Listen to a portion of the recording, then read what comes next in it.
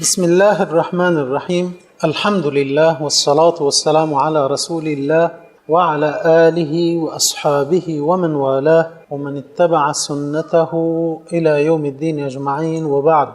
قال الله تبارك وتعالى: إن هذه أمتكم أمة واحدة وأنا ربكم فاعبدون. وقال تعالى: إن هذه أمتكم أمة واحدة وأنا ربكم فاتقون. صدق الله العظيم. د نن ورځې درس موږ او تاسو د انقلابي نهج د مضامینو په سلسله کې د یو بل مضمون په اړه ده چې هغه په عربی کې حاضر العالم الاسلامي بلل کیږي، او په پښتو کې موږ او تاسو د اسلامي نړۍ اوسنۍ وضعیت نومو. موږ چې کله غواړو مولا انقلابي کو، غواړو مولا ته د مسؤلیتونه د ځان په اړه، د ولس په اړه، د دین په اړه، د وطن او هیواد په اړه وروخیو، نو د دې ضرورت وی چې مولا ته د دې ټول امت په اړه باندې هم د مسؤلیتونه ورپګوت شي، او دای هغه څه ته متوجه کړای شي چې په دې کې احساس را ژوندۍ کوي. تقریبا د عنوانونه دغه لیکلي، تاسو اوس لمه سره شي لیکل به بیا لګورسته وکوي، ځکه وخت ډیر کم د تاسو په لیکلو مصرف کوي، نو بیا بل ما سره وخت کم وي چې تاسو ته خبره واضح کړم. د موږ تاسو د درس سلسله په ډیر روانه ده چې کله موږ غواړو په مولا کې د بدلون وړتیا او استعدادونه پیدا کو، نو دوه کارونه به ورته کوو. یو کار ده چې په یو نصاب باندې بیروزو، او دویم کار ده چې په یو ماحول کې وي چې هغه ماحول په خپل مثبت تاثیرات لري، د شخصیت، فکر، عقیده، د پکړو اقدامات باندې مثبت تاثیرات لري، او دای په یو سیاسي عمل کې دخیلوو. ترڅو چې په سیاسي عمل کې دخیل کړي نه وي، د خپل ځان داسې یو عاطله پرزه غني، داس فکر کوي چې په نړۍ کې، په انسانيت کې، د دین په خوراوي کې، د ټولنې په تدبیر او تنظیم کې، د منکر په مخنیوي او د معروف په امر، په دې کې د څه نقش او رول نشته ده، بس دای داسې د انتوایت یا په ځان کې د ورکېدو په یو فضا کې پروت وي. ډیر لوی همت دا وي چې کتاب خلاص کړي، کوم حاشیه وګوري او په غیبان خپل تسلی وکړي، یا د کوم عبارت غوټه په اخلاص کې، صرف دی عبارت غوټه په اخلاص کې، نه دا چې د انسانانو مشکلات په اخلاص کې، نه دا چې عقیده ته متوجي خطرونه په باندې دفع کې، نه دا چې دین ته متوجي خطرونه په دفع کې، نه دا چې د پردوی وارد شو افکار او د معاصر جاهلیتونو د مفردات او د ادبیات مخه په باندې ونیسي، ځکه د ټولنې تراوزی نه د انتوایت او د پزان کې د پیچلتیا په فضا کې وي. ډیر همت دا وي چې الماری ته ورپورته شي، کتاب راوخلي، لګي وګوري، او بیا د لاندې وي د شي کتاب سیر ور باندې وي د شي. اکثره داسې خو اسلام لمولانا لعالم نه د دین خوراوي غواړي، ولی ځکه چې د پیغمبر وارث دی. پیغمبر دغه ډول ژوندۍ نه درلوده چې کتاب د پسینه ونیسي او په ملاست دی وایي نور بیا څه په ویخه کتل یو څه بیا نور دی ویدا او کتاب پسینه باندې پروت نه. پیغمبر صلی الله علیه وسلم په دې مکلف چې هغه د انسانیت دی الله لارې تر برابروي، د دوی په اخلاق اصلاح کوي، د دوی په نظام اصلاح کوي، د دوی په اقتصاد اصلاح کوي، دوی ته د قرآن د ژوند فضا جوړوي، د فتنو مخه بنسي، د کفر د توطیه او د دسیسونو به دوی با خبره ساتي، الله ته به رابطه ټینګوي، جنت ته به تشویقوي، د عذاب نه به ویروي، د شیطانی مکائد نه به با خبره ساتي، د اسلام محاسن به ورته بیانوي، لخرې به روانوي، نظام به اقامه کوي. نو په دې معنا باندې مولا هم د پیغمبر وارث دی. وراثت یوازې په دې کې نه ده چې هغه احادیث رسول الله صلی الله علیه وسلم پرې غزده کی نه زده کول، خو یو هدف دی، بیا د زده کولو نو وروسته په دې باندې کول څه پکار دي چې زده کړه نو اوس به کوي ور باندې څه. نو په دغه سلسله مضامینو کې چې په مولا کې احساس پیدا کوي، په هغه کې سیاسي شعور پیدا کوي، هغه کې تدبیر پیدا کوي، او د اقدام وړتیا ورکه پیدا کوي، او د حالات سره مناسب تعامل ورکه پیدا کوي. یو مضمون مخکې څه شی تیر شو؟ تاریخ. په تاریخ باندې موږ تاسو مختصره خبره وکوله، یعنی زه چې دا کوم مضامین تاسو ته یادوم، د دې مضامینو تفصيلات نه درته یادوم، یوازې هغه مضمون درته معرفي کوم، نور خو دغه مضمون جزئیات او تفصيلات داخله په لکونو صفحې او په زرګونو جلد کتابونه وي په هر یو کې، دا به ورسته تاسو په خپل ګوري. زي محض افادیت او اهمیت او د تاسو په ژوند پورې تړاو دا تاسو ته یادوم. باقی مانده به تاسو نور په خپل په دې علومو پسې ګرځي. البته د دې لپاره چې رانه هیر نشي د سیرت د تاریخ په مضمون کې یو برخه د رسول الله صلی الله علیه وسلم سیرت چې د اسلام مبدا هم دغه او د سیرت لوستل په تعمق باندې د سیرت لوستل په تحلیلی شکل باندې دا هغه څه دي چې واقعا په من کې انقلابیت راولي ځکه چې د اسلام لپاره د انقلابیت مبدا له هغه زمانه نه ده. رسول الله صلی الله علیه وسلم چې د شریعت په څه ډول باندې تطبیق کړی په څه ډول یې په هغه باندې نظام جوړ کړی په څه ډول یې په هغه باندې یو امت روزلې په څه ډول باندې د حل او حرمت عملی شکل ورکړی ده د اسلام احکام ته عملی شکل حل او حرمت دی الله له طرف راغلی د بیا عملی ډول تطبیق کړی څنګه ده د دې ټولو مکمله نقشه د موږ تاسو تفسیرت النبی کې خلاص راځي دا په نورو کتابونو کې به په جزئی او متشدد متفرق ډول باندې چې یو مسله په یو ځای کې یو مسله بل ځای کې یو مسله په بل ځای کې مثلا د عقیده مسله د عقیده په کتاب کې د فقه مسله د فقه په کتاب کې د تفسیر مسله د تفسیر په کتاب کې خو په مجموعي ډول باندې چې د اسلام تطبیق شوی څنګه د په عملی شکل او هغه کوم قدمونه یا خطوات دي چې قدم په قدم هغه رعایت شوی ترڅو چې د دین هم کمال ته رسیدلی ده او د تیتو پرک بے نظم او بے حکومت او بے وزارت او بے لخر او بے تړون او بے نظام عربونه یو لوی نظام جوړ شوی د چې بیا رڼا شرق ته خوره کړي غرب ته خوره کړي شمال ته خوره کړي جنوب ته خوره کړي دا څنګه جوړ شوی د دې ټولو نقشه د رسول الله صلی الله علیه وسلم سیرت کې ده. د ما ډیر ارمان ده زه دعا هم کوم مسؤلینو ته د مدارس او د نصابونو مسؤلینو ته الله دې ورته توفیق ورکړي کاش کې د منګو تاسو په تعلیمي نصاب کې یا په نصابونو کې د سیرت النبی د مضمون د دوره حدیث نه یو کال مخکې په تفصیلی شکل په تحلیلی شکل وویل شي چې کله وویل شي نو بیا چې دوی ورسته راتلونکي کال د حدیث دوره کوي چې احادیث په درس کې څومره اعلام راځي نمونه راځي قبایل راځي مناطق راځي حوادث راځي دلته بیا مرور الکرام ور باندې نه وي بلکې دا به یو ردی په تفصیلی شکل باندې الته ویلي چې دلته مازه نظر په ولګي هغه تفصيلات به د ذهن ته مستحضر وي نو بیا دغه احادیث کې کوم افادیت ده د دې حدیث کوم هغه فحوا او مرام ده ما يرمي الیه ما يقصده دا چې ده د بیا د تفصیلی شکل معلومیږي کله هم ته داس شي چې بس دومره تیز ور باندې تیر شو چې محض دی یو لفظ په حیث ووایو دا چې اوس د دې مدلول څه شی او د دې ترشا پروت کوم حقیقت و دغه مخکې ویل نه یو دلته ور باندې سرڅیرن تیر شو نو بیا را معلوم نشي راته چې دا څه و څه نه کاش کې د سیرت النبی کتاب له دوره حدیث نه یو یا دوه کال مخکې په یو کال کې مکی مرحله او په یو کال کې مدني مرحله د نظام جوړولو مرحله او د فتوحاتو مرحله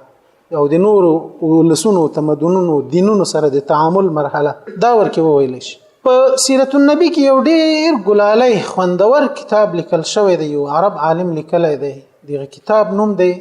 المنهج الحركي للسيرة النبوية المنهج الحركي انقلابي یا تحریکی منهج یعنی نصاب د سیرت النبی تحریکی نصاب هغه څه چل کړی دی رسول الله صلی الله علیه وسلم د سیرت راخسته لوستلې دی به تحلیل کړی دی به دغه استنتاج کړی دی نتیجه ګیری ته راوستلې او دغه نه بیا سیاسی او اجتماعي قواعد تدوین کړی دي څه کړی دي سیاسی او اجتماعي قواعد ورنه راوستلې تدوین کړی دي او دای بیا نمبر وار لیکلی دي چې د دې پیښې نه دغه څه په لاس راځي په هغه وخت کې دغه نتیجه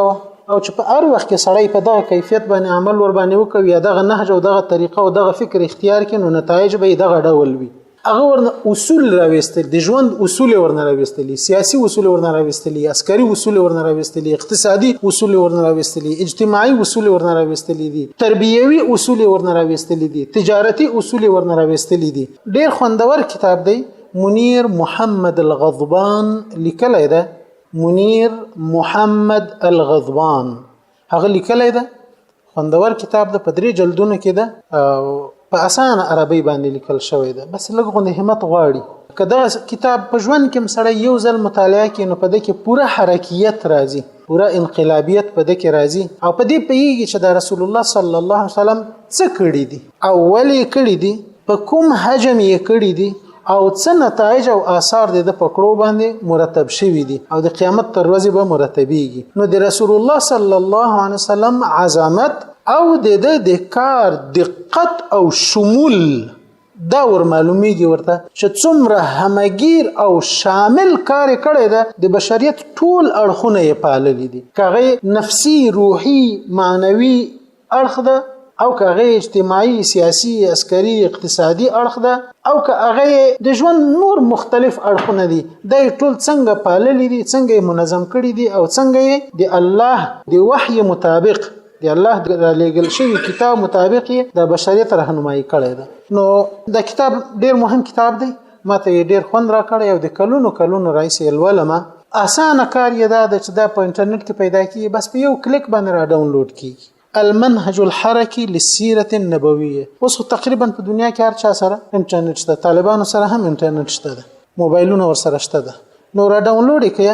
او په مناسب وخت کې به لولئ. ټول ژوند کې خو به یو ځل ووایي. نو ځکه مې دا کتاب درته یاد کړ چې د موږ تاسو په دې مضمون پورې پوښ تړاو لري. بیرته راځو بل هغه مضمون ته چې هغه په طالب او ملا کې انقلابیت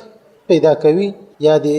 تغییر او د تبدیل راوستلو وړتیا ورکې پیدا کوي. هغه د اسلامي نړۍ اوسنۍ وضعیت پیژندل یا حاضر العالم الاسلامي ده. د حاضر عالم اسلامي پیژندل موږ ته څه معنا لري په دې باندې بلغونه خبره وکړو. خو تر هغه مخکې په دې باندې تاسو سره لږ تم کېږم چې د اسلامي نړۍ د پیژندلو نه مخکې یوارې په مجموعي ډول باندې د ټول نړۍ پیژندل ضروری دي. د ټول نړۍ په دې معنی پیژندل ضروری دي چې ځمکې چیرې دي، اوبه چیرې دي، آسیا چیرې ده، افریقا چیرې ده، شرق چیرې ده، غرب چیرې ده، امریکا چیرې ده، اروپا چیرې ده، موږ په کوم ځای کې یو، دښمنان په کوم ځای کې دي، مسلمانان په کوم ځای کې دي، کافران په کوم ځای کې دي، د يهودیت د تسلط ځای کم ده او د تاثیر ځای کم ده، د نصرانیت د تسلط او د تاثیر ځای کم ده، د بودایت د تسلط او د تاثیر ځای کم ده، د هندویزم د تاثیر او د تسلط ځای کم ده، د کنفوشیوس د مکتب فکر یا د مذهب چې د چینایانو مذهب ده د هغه د تاثیر ځای کم ده.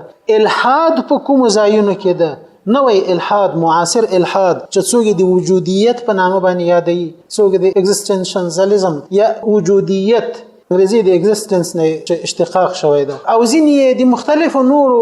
فکری مکاتب یا عقاید په نامه باندې یادوي، ځینې بیا انسانیت یا د هیومانیزم په نامه باندې یادوي چې د هیومن انسان نه اشتقاق شوی ده. دا د الحاد افکار په کوم ځای کې دي او په دې باندې بیا موږ پوهیږو چې د موږ سره په شاوخوا کې پراته څوک دي را سره، د دغو خلکو په موږ باندې څونه تاثیرات دي، د موږ په دوی باندې څومره تاثیرات شته او څومره نور کېدلی شي چې ور باندې ویلرو. نو دا ټول هغه وخت کې ممکن وي چې موږ یو وارې ټوله نړۍ وپېژنو، د نړۍ شرق او د نړۍ غرب، د نړۍ شمال جنوب، د مسلمانانو او د کافرانو موقعیت، او دلته د انسانانو د تماس نقطې او د انسانانو د تماس او د افتراق نقطې او وضعیتونه او حالتونه دا را معلوم شي راته. نو په کار د چې واره د نړۍ په نقشه باندې ځان پوي کو. په تاسو کې داسې څوک دی چې د نړۍ په نقشه ځان داسې پوي کړی وي چې دا ور معلوم وي چې سترګې پټیم کې د په ذهن کې د مستحضر وي چې اوس مثلا ناروې په کوم ځای کې ده، جنوبي افریقا په کوم ځای کې ده، یمن په کوم ځای کې ده، فلسطین په کوم ځای کې ده، کشمیر په کوم ځای کې ده، چې بس سترګې پټې هم د په ذهن کې دا نقشه داسې چاپ وي، مستحضر وي چې دی په دې باندې پوي. برما په کوم ځای کې ده، قبرس په کوم ځای کې ده، چچنیا په کوم ځای کې ده، بوسنیا په کوم ځای کې ده، د مسلمانانو د وینو فوارې په کوم ځایونو کې روان دي، په کوم ځایونو کې د امت د فرزندانو وینې تویږي چې زور باندې لا خبر هم نه یم. داسې څوک په منګو تاسو کې به څوک چې نقشې په تفصیلی شکل باندې لوستلې وي، کتلې وي، هضم کړې وي او د دې امت د وجود د ساحې نه خبر وي چې د امت په کوم ځای کې موقعیت لري. داسې څوک ده چې خواري کړې وي، یو دوه درې. نو د دې ضرورت دی ورونو چې موږ او تاسو له هغې څا ورته راووځو چې په فکري لحاظ پکې لوېدلي یو. وجه دا ده چې موږ د دې لپاره رالیږل شوي چې د نړۍ ته به پیغام رسوو، د اسلام پیغام به ورته رسوو. اخرجت للناس تأمرون بالمعروف وتنهون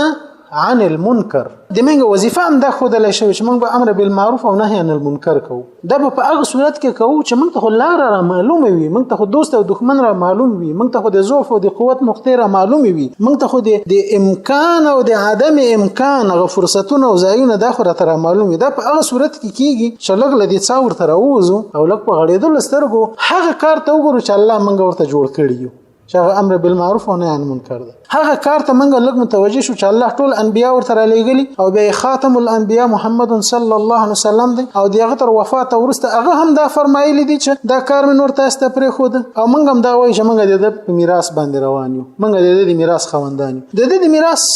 تقاضا خدا و چې نړۍ ته پیغام ورسوي، ځکه دی پیغامبر و. پیغامبر یعنی پیغام وړونکی، د ډېر استعمال نه پیغمبر شوی دی. نو د نړۍ د پیژندلو ضرورت دی. د نړۍ د پیژندلو د ضرورت لپاره د نقشې درسونه یا نقشه لوستل، په نقشې باندې پوهېدل دا ډیر ضروری دي. که موږ تاسو چې فرصت پیدا کړ، الله تعالی دا فرصت راک، بیا به یو وایو او کنه وي د موږ درسونه شته په دې باره کې 15 ساعته درسونه شته. په دې کې نړۍ پیژندل شوې ده، اسلامي نړۍ بیا پیژندل شوې ده، اسلامي نړۍ په هیوادونو باندې هر یو باندې بیل بیل تبصره شوې ده. بیا د اسلامي نړۍ اقتصادي اهمیت خودل شوې ده، اسلامي نړۍ سیاسي اهمیت خودل شوې ده، اسلامي نړۍ عسکري اهمیت خودل شوې ده، اسلامي نړۍ زراعتي اهمیت خودل شوې ده، د اسلامي نړۍ دینی تمدني اخلاقی اهمیت دا خودل شوی دی. په دې باندې کافی درسونه دي په لسګونو ساعته. تاسو هغه درسونه پیدا کړئ او هغه درسونه داسې دي چې موږ خواري کړي د ډیرو کتابونو نه او د ډیرو اطلسونو نه، د ډیرو نقشو نه، د ډیرو تفصیلی کتابونو نه هغه موږ راجمع کړي دي او بیا هم د تاسو غوندې نور ځوانانو په خدمت کې عرض کړي. نو د اسلامي نړۍ د پیژندلو ضرورت دا یو مهم کار دی چې د اسلامي نړۍ د اوسنی وضعیت په پیژندلو کې لمن سره مرسته کوي. ځکه نړۍ ټوله د اسلامي نړۍ دغه په منځ کې بیا یو برخه ده. نو یو ور به کل پیژنې دغه نو ورسوي بیا جز پیژنې او دا به تاسو سره مرسته کوي په د جز په پیژندلو کې او د جز د پیژندلو په هر اړخ کې. دویمه نقطه د اسلامي نړۍ د پیژندلو ضرورت ده. ورونو موږ او تاسو د اسلامي نړۍ د پیژندلو ضرورت ته باید یو نافله کار په حیث ونه ګورو. دا یو نفل کار نه دی بلکې دا یو واجب کار دی. ځکه موږ له دې امت سره، له دې اسلامي امت سره موږ عقیدوي اشتراک لرو. دین هم ورسره شریک ده، د الله کتاب هم ورسره شریک ده، پیغمبر هم ورسره شریک ده، اجتماعي مسؤلیتونه ورسره شریک دي، عقیده ورسره شریک ده، یو له بل نه دفاع کول دا ورسره شریک دي. دا خو استعمار او اروپایانو او کافرانو موږ ټوټه کړیو، موږ یو له بل نه پردي کړیو، موږ د نېشنالیزم په مرز باندې اخته کړی، موږ یو د بل په مقابل کې یو د بل په اړه باندې تخدیر کړی، بے احساسه کړی په مختلف ډول پیچکاریو باندې، څوک په نېشنالیزم باندې، څوک په یو بل ازم باندې، یو له بل بے پروا کړی دي. په حقیقت کې موږ یو امت یو. إن هذه أمتكم أمة واحدة وأنا ربكم فاعبدون وأنا ربكم فاتقون. من يو أمتي من مشترك مسؤوليتنا لرو، يو دي بل په اړه باندې مسؤلیتونه لرو منګه، او دا مسؤلیتونه د منګه د دین په نصوص کې صراحتا راغلي دي. یو دی بل سره د تناصر او د مرسته مسؤلیت لرو، یو دی بل په اړه د دعا کولو مسؤلیت لرو، یو دی بل په اړه د اهتمام او د غمخوري مسؤلیت لرو. دا د منګه تاسو د دین مزاج ده. دا کوم وسنۍ وضعیت چې د مسلمانانو ده د اسلام د مزاج مطابق نه روان، دا د پردې لخوانه ایجاد شوی وضعیت د چمنګي ورکل تاړ کړي، یو لبلې پردي کړي. مسلمانان یو دین دي او اسلامي نړۍ دا یو نړۍ ده. مسلمانان ټول یو امت دي او کافران بیا دا ټول بل امت دي. الکفر ملت واحده او مسلمانان دوی نه غیر د نور ملتونو نه یو بیل علایده ملت ده. اوس دغه ملت پیژندل، دغه نړۍ پیژندل، د دوی له احوالو نه ځان خبرول دا یو عقیدوي ضرورت دی. ورونو د عقیدوي ضرورت ترڅنګ دا هم یو سیاسي ضرورت دی، هم یو عسکري ضرورت دی، هم یو اجتماعي ضرورت دی، هم یو اخلاقی ضرورت دی. په دې باندې باید پوه شو چې د اسلامي نړۍ د چیرې لکم ځای شروع کیږي او په کم ځای ختميږي. بیا په دې کې اسلامي ممالک کوم دي، په دې کې قوي اسلامي ممالک کوم دي، کمزور اسلامي ممالک کوم دي، آزاد پکې کوم دي، نیول شوی پکې کوم دي، په دې کې هغه چې پرمختللي دي، صنعت لري هغه کوم دي، هغه چې بیرته پاتې دي هغه کوم دي. بیا په دغه مناطقو کې د اسلام څه وضعیت د حاکمیت، چیرې اسلام حاکم ده، چیرې محکوم ده، چیرې بیخي د ټولنې او د سیاسي ژوند نه او همدارقم د عدل او د فیصلې او د قاضي او د محکمې د دین وستل شوی. دا ټول هغه شیان دي چې موږ او تاسو په دینی لحاظ په دې اړه مسؤلیت لرو چې باید د خپل دین په حاکمیت او په محکومیت خو ځان خبر کو. اسنه چې دین تباکی او موږ ځان یو کوټنۍ کې ځان مغلطه لکه د بخانه راهبان غوندي پیچلې او نور له بیرون دنیا نه خبر نه او یو ورځ بیا څوک راشي په دې چټ باندې لاس راته کېږدي د ځان سره وخوځي او د زندان دروازه را تخلاصي کی او بل اخر طرف څخه بند کی چې دلته اوس پروت اوس ذلیل. ځکه هغه څوک چې د عزت مواقع نه لټوي، هغه څوک چې د عزت لارې نه خپلوي، هغه څوک چې د عزت د لارې لپاره آمادګي نه نسی، هغه څوک چې د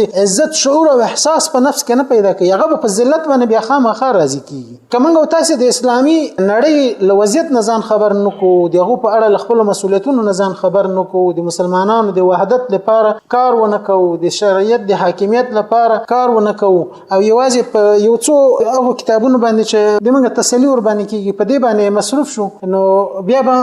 وضعیت د شترمرغ کیسې ته ورته چې په راتلونکي درس کې به درته وکم چې شترمرغ کیسه څنګه او ښکاری څنګه نیسي. سبحانك اللهم وبحمدك اشهد ان لا اله الا انت استغفرك واتوب اليك.